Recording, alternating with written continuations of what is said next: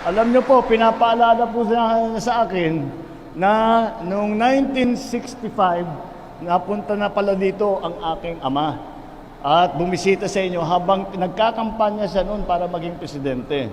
At bumalik siya noong 1968 para gawing city ang Iriga. Dati hindi pa city yan. So 1968. Mula noon, wala nang dumating na Pangulo. Kaya't Marcos lang ang bumibisita sa inyo na Pangulo.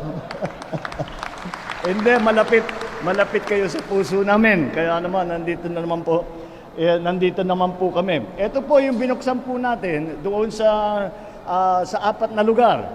Dahil sa Nabwa kami, tapos dito ngayon sa Leyte, sa Ilocos Norte, at saka sa Davao.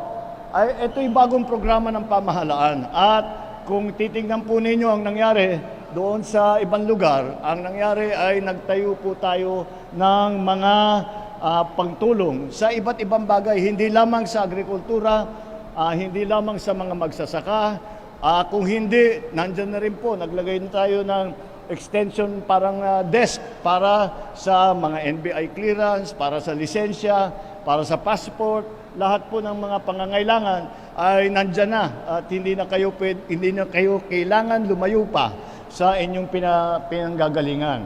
Ngayon po, nandito po kami upang magbigay naman ng tulong sa mga nangangailangan. Dahil alam po natin ay nagtaasan ng presyo ng bigas at sobrang taas ng presyo, kaya napilitan tayo maglagay ng price cap. Pero ang dami pa rin kulang, kaya ang dami pa rin kulang sa pag-distribute.